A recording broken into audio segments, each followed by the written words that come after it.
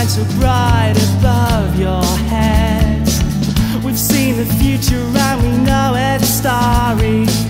It's like no book you've ever read.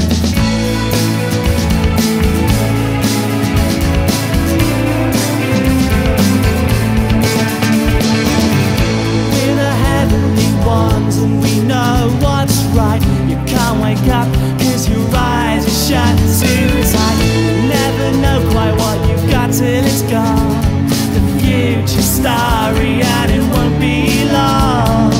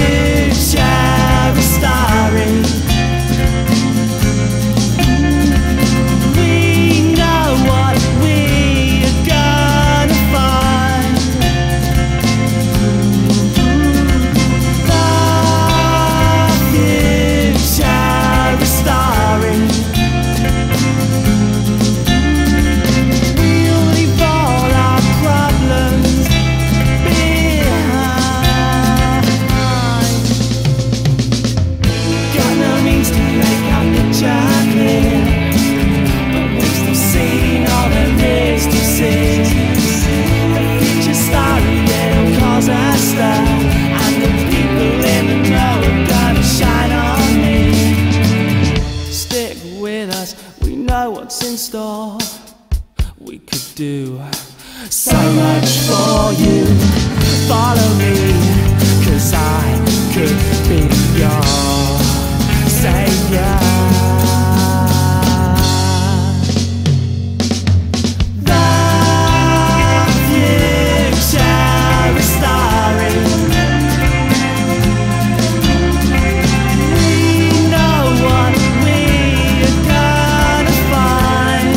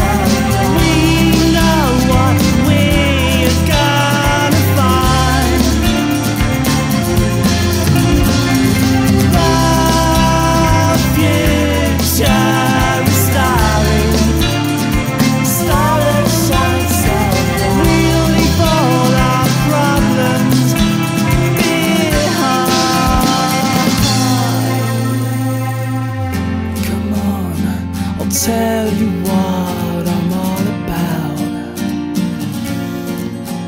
With me, you'll never need to be without care.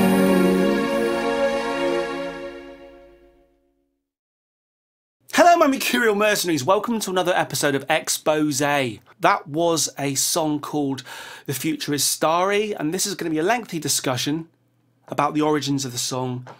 And there are people out there who are interested in how songs come to be, and there are people out there who are aspiring songwriters themselves.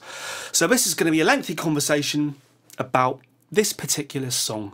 The Future is Starry is an important song in my life. It was written and recorded in, I think, 1997, which is going on 22 years ago. Now, in the olden days, there used to be things made of paper called magazines, and on the covers of these magazines used to be discs, CDs, containing music, and The Future is Starry was featured on a cover disc of a magazine in 1997. Now, from my point of view, The Future is Starry is an interesting song because it was basically my first solo song.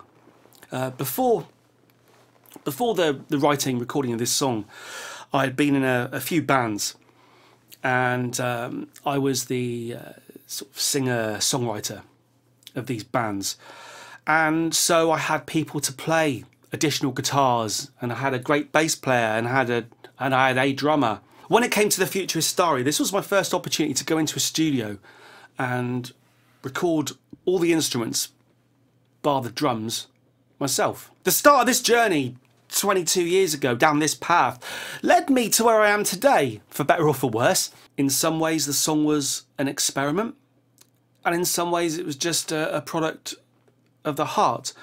But before we listen to it again now, just bear in mind you've got to set it into the times where it was written. We were talking about Britpop, we were talking about New Labour. The summer of '97, a fresh new breeze blew across this country. And you have to remember the sort of bands that were popular at the time. You're talking back in the heyday of bands like Oasis and Blur and Radiohead. And the band that I had left at the time, we were very much that kind of thing. We'd evolved from a punk band into a very Britpop-esque band. So that was the landscape. That's what I'm trying to say. That was the musical landscape that you have to set this song in amongst. Imagine this song is a tree in that musical landscape.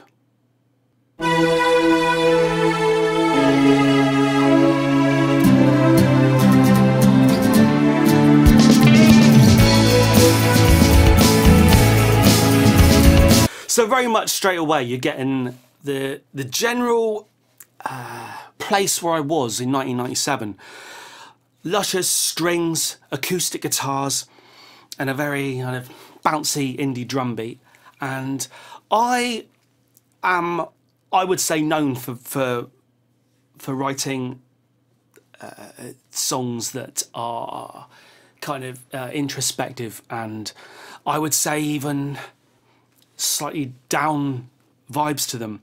But having listened to this song, as you saw at the beginning of this video, for the first time, and I'd say it's for the first time in a lot of years. So the song, you can kind of see my reaction in the video. The song kind of took me by surprise, and it's interesting how I remembered the words. They just sort of came to me. But it comes across as I would say a happy song, and that comes across in the music itself as well.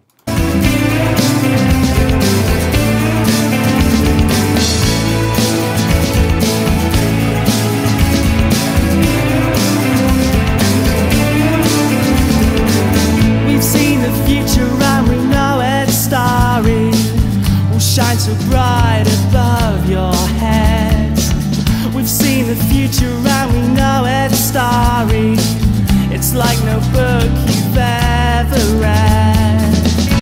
So straight away there, bearing in mind, so I've just told you I've come from a position of being in a band and being the guitar player and the singer of a band.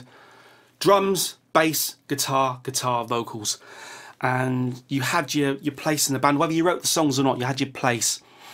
And what this song already is, and what it's set in motion from that day onwards, was me layering instruments, instrument upon instrument upon instrument. It's already evident here, the first kind of solo song. Let's just listen to that first verse again. And just bear in mind, there's no auto-tune going on here. It's just going into a studio and singing. It's pitchy. Shine so bright above your head. We've seen the future and we know it's starry. It's like no book you've ever read. So, we've seen the future and we know it's starry. Will shine so bright above your head.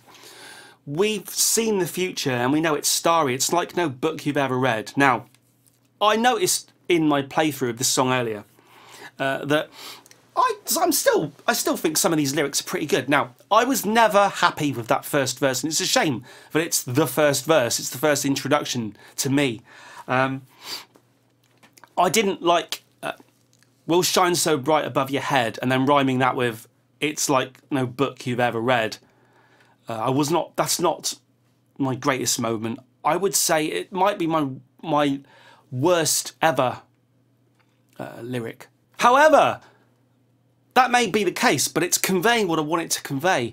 And listening to this song again today, because it's interesting that everyone can have their own take on what a song means. Even I can. Because can I place myself back in the 22 years ago Mercurial number 6? Difficult and different. Times were different. My life was different. Everything was different. I was coming from a different place. And I'm now re-evaluating these lyrics with a space of a lifetime, with a space of some of your lifetimes in between singing this lyric and analysing it today. We've seen the future. I'm immediately being inclusive. It's not I've seen the future, it's we've seen the future. We, me and you, the listener. We've seen the future, and we, me and you, we know it's starry. And what do I mean by starry? What do I mean by starry? I meant hopeful. I don't know. Will shine so bright above your heads. And when we will shine so bright above, we're singing this song to somebody else. And we're going to shine brightly above their heads. We've seen the future and we know it's starry. It's like no book you've ever read. Other people can only read about these things. And I think I realised this as we go through the song, that it's like no book you've ever read. I'm not sure what book I'm talking about there. Am I talking about Do Androids Dream of Electric Sheep? Or am I talking about something like the Bible? But I'm not sure, but this comes across as quite a religious song. We have seen the future and we know it's starry. We don't think it's starry, we know it's starry.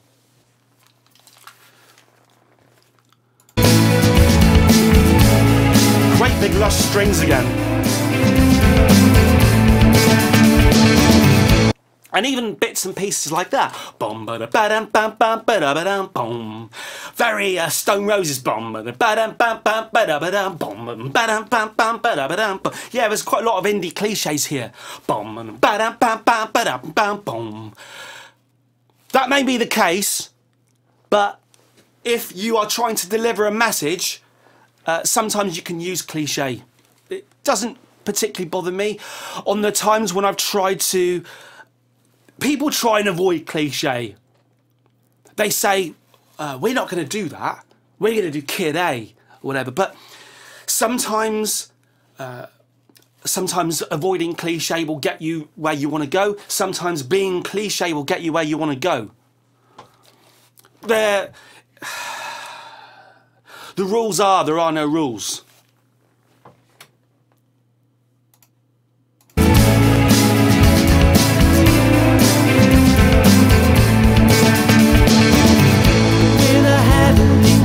And we know what's right. You can't wake up cause your eyes are shut too tight. You never know quite what you've got till it's gone. The future's starry and it won't be long. Okay, so back to this book that we've never read. The book, it's like the book that they've ever read. We're the heavenly ones and we know what's right. You can't wake up because your eyes are shut too tight. You never quite know what you've got till it's gone. The future's starry, it won't be long. To me, this song sounds more and more religious. It's, we're the heavenly ones. If you choose to come with me on this journey, it's not just me who's a heavenly one, you're a heavenly one too. We know what's right. And you, the rest of them, the general public, can't wake up because your eyes are shut too tight. What you've got to remember here is that I left a band. And so this song would have been my answer to that situation. And it's hard with 21, 22 years distance from it to quite remember. But I left my own band that I had kind of taught, the bass player bought a bass. My friend bought a bass to be the bass player in the band, and I taught him how to play the bass. The very beginning, the very basics. He went on to become an amazing bass player. And I taught the guitar player how to play, and you know, the very basics at the beginning. And it was my band, and I left my band, and I don't quite remember too much about it. Perhaps it's hard. It's hard in the cold light of 21, 22 years later, cold light of day. But I do vaguely remember them saying to me, Mercurial number 6, are you leaving because you're going to do your own music? And I remember saying back in 1997, no, I'm just leaving. I'm not leaving to do anything else. I'm just leaving. I will never make any more music ever again. And I think I meant it, I think. But it was amazing how little time it took for me to want to create music again. And I was immediately writing. And this song was one of the first products of that. So, with that 21, 22 years distance, I think this song was like an answer to my critics, or perhaps I was worried that my band would go on to success without me. And perhaps, I think that's the place I was coming from. And this was my response. But it surprises me, really, how religious this song sounds. So when I'm saying we've seen the future and we know it's starry, and we're the heavenly ones and we know what's right, I think I'm talking about people who were listening to this song, to my songs, and the people I'm singing the song to, they, you. I can't remember if it's specifically the band or if it's the general public. I can't remember, but I think everyone needs to put their head in the space of the song. Does that make sense? Ooh, little guitar solo, something I usually avoid.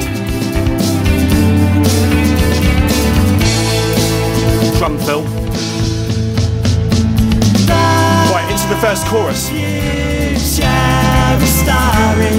And I think this is quite an epic chorus. We know what we are gonna find. The future is starry. It's life affirming. We'll leave all our problems behind. So, the chorus, the future is starry. I'm not hoping it's starry. I'm telling you it's starry. We know what we are gonna find. We know what we're gonna find. The future is starry. We'll leave all our problems behind. What's this song about? What's this song about? With 2 decades, the future is starry. We know what we're going to find. The future is starry. We'll leave all our problems behind. This is either a really hopeful, optimistic song about the potential of a new life, leaving a band, going on to better things. You can come with me. Or it's a song about me leaving this life. It's just dawning on me now. The future is starry. We know what we're going to find. The future is starry. We'll leave our problems behind. Where the hell are we going? Got no means to make our picture clear, but we're still seeing all there is to see. The future's starry, it'll cause a stir.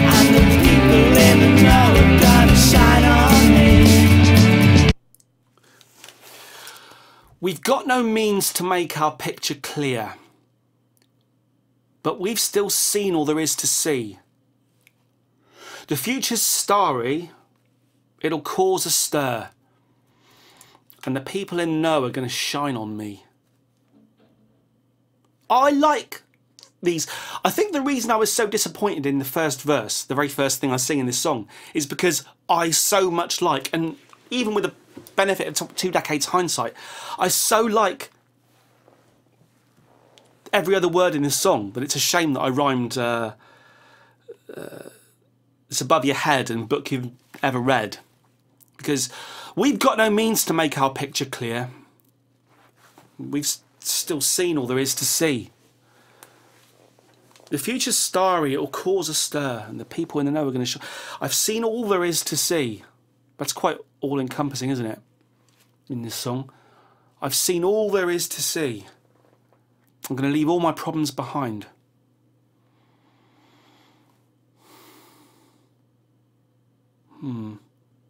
Stick with us, we know what's in store. We could Pitchy. do so much for you. Follow me, 'cause I could be your savior. Okay, so I think at this point, this might be my first kind of solo song, but I'd written a fair number of songs up to this point, mainly Buzzcocks-esque punk songs. But I was feeling,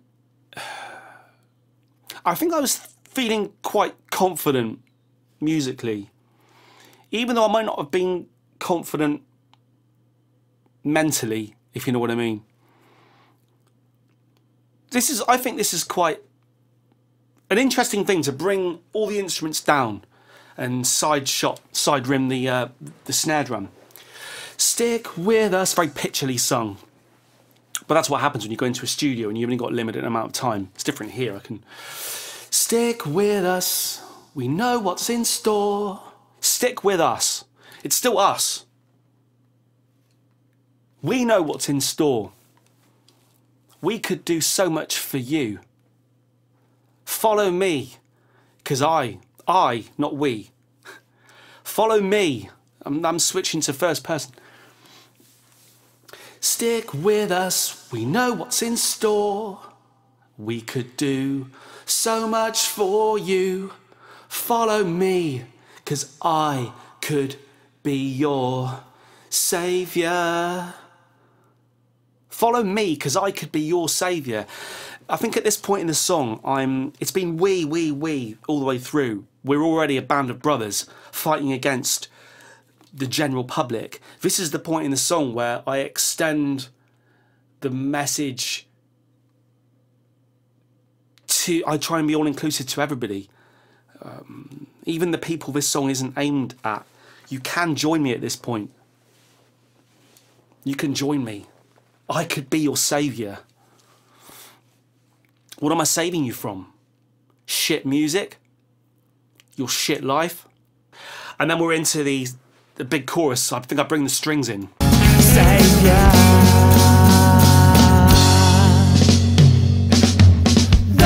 Yeah, and I do. Massive strings.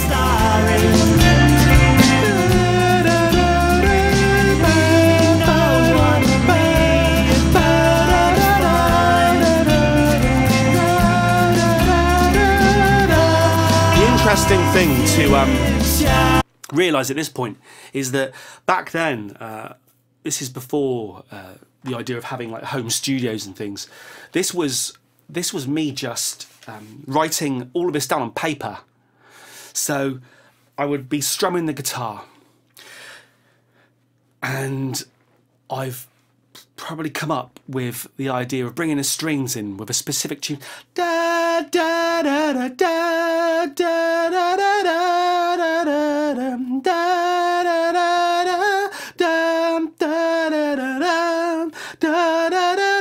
And it was like, I'm not comparing myself. I'm obviously not comparing myself to Brian Wilson here with Pet Sounds.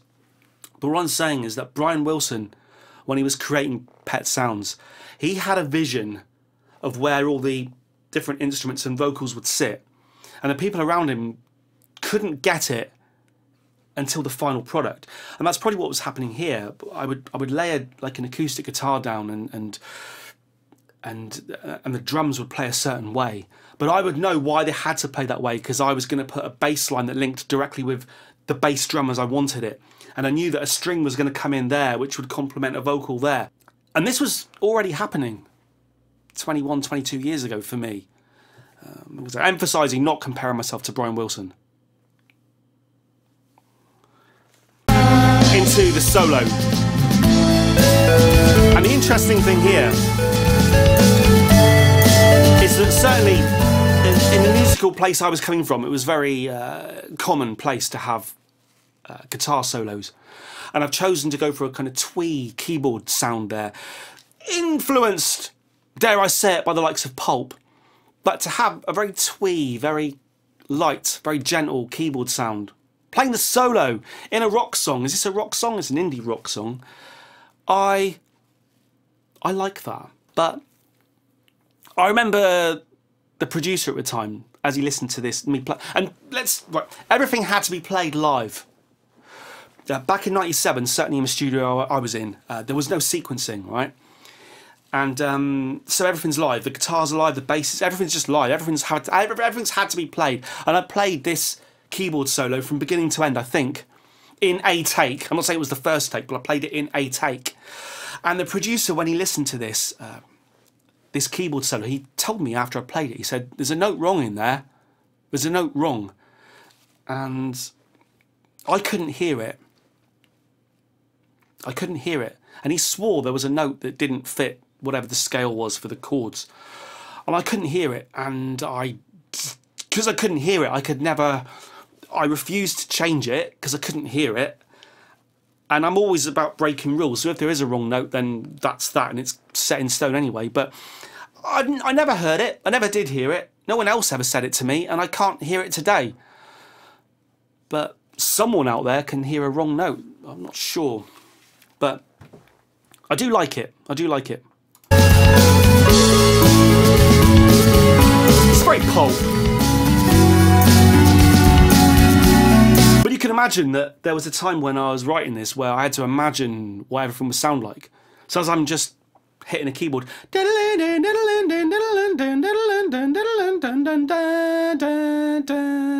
I know bass is going to do something quite interesting underneath that, I think, and then there's going to be big strings on top. I think, if I remember rightly, the bass does something quite... I played the bass quite interestingly under that. Listen to the bass.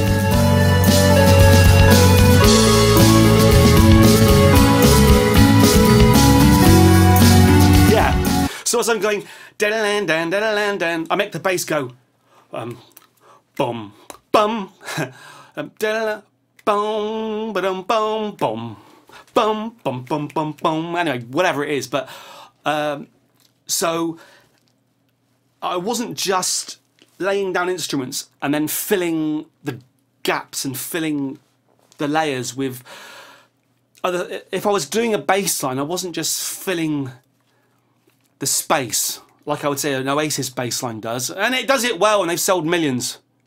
But I was always trying to complement and just trying to, rather than just do that, I was trying to kind of do that. How successful. This is the first solo song. I can hear flaws here. The first verse is a major flaw, but anyway.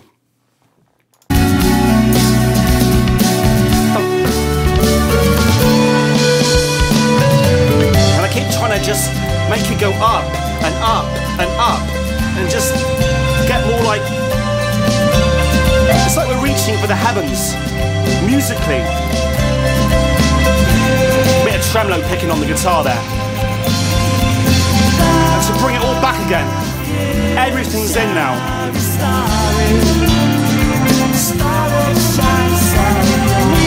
Layers of vocals.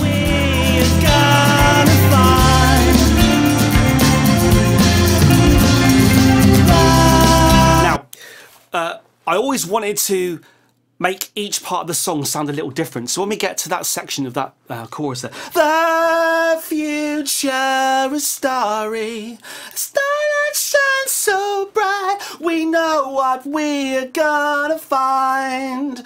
Putting a drum fill there with the bass, interplay between the bass and the drums. Listen to that again there, halfway through that chorus. Here we go. Listen to the way the drums and the bass play together now.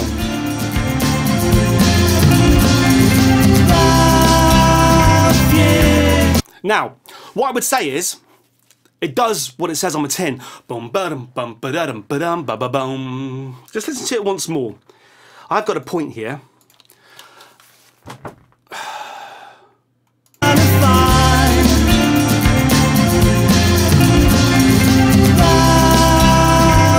My point being is I don't think it really works. So even, you know, this song was on the cover of a magazine and I had to listen to it, and when I would listen back to it, because people were listening to it, I would always think, I wish I hadn't rhymed above your head with book you've ever read. And I also think, I wish I hadn't, just because you can do an interesting drum fill to show off the way the drummer can play, and he was a fantastic drummer, but to show off the way the drummer can play and to show off that I could link the bass guitar with it, just because you can doesn't mean you should. And if I could change anything in this song, I'd change the first verse and I'd get rid of that drum fill.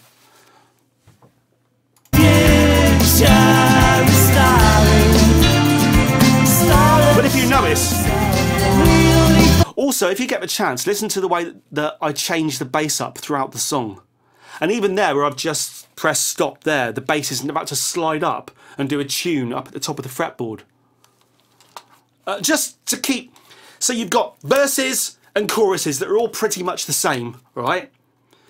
But if you change the instrumentation up, not just what instruments are playing, but what notes they're playing, even if it's the same framework, you can change up what they're playing within the same framework, and it constantly keeps the song evolving and maturing throughout that, however many minutes it is, 4 minutes, 4.5 minutes. Quite a long song, really, quite a long song. Listen to the bass there.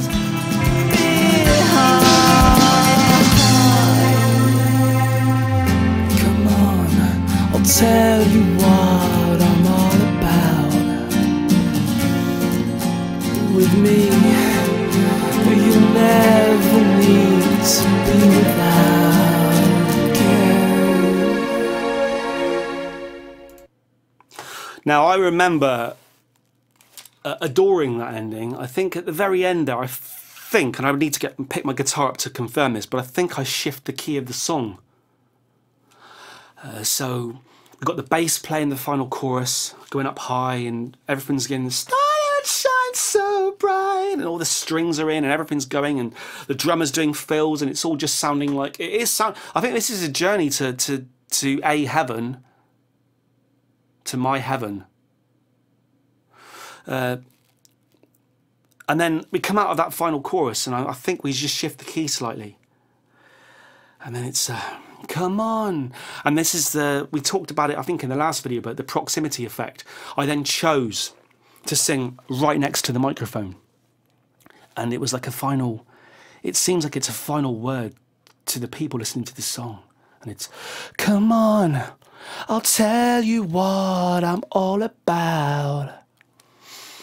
And then I do something there that I think I copied off of John Lennon in Girl. So I go, come on, I'll tell you what I'm all about. With me, I take a breath, I think through my nose. I'm all about. With me, you'll never need to be without again. Come on, I'll tell you what I'm all about. With me, you'll never need to be without again. It's me saying, so this song is a song about, I want you to come on a journey with me. And some of you are already there, because it's we this and we that, you're already with me. But others aren't with me. And I'm singing to them and I'm saying, Follow me, I could be your saviour. And come on, I'll tell you what I'm all about. With me, you'll never need to be without. I'm all you need. I'm all you need. And I don't know quite where my head was at back then. I'm not sure. I'm not sure. I'm not sure whether I was in a really down place. And this was kind of sort of chest out fake optimism and fake hopefulness, or whether I genuinely was feeling kind of inspired back then. I can't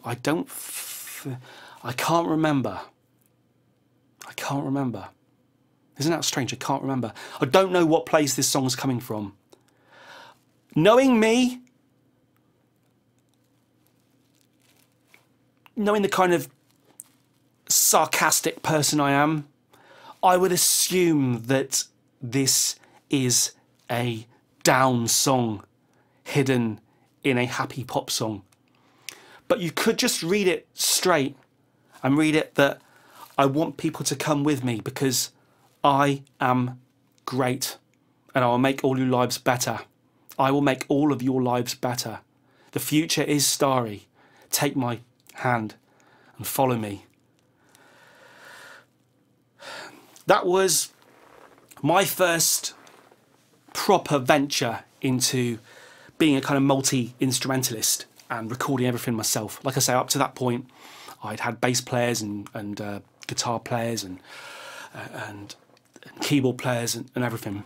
But this was my opportunity to.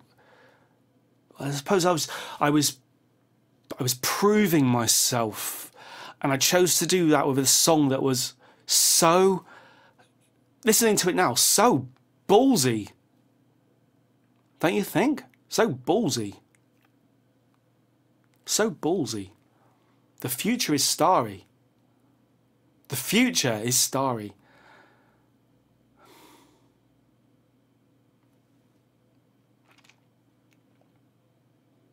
Thank you. Thank you. Maybe you learned something there, maybe you didn't. Thank you. Over and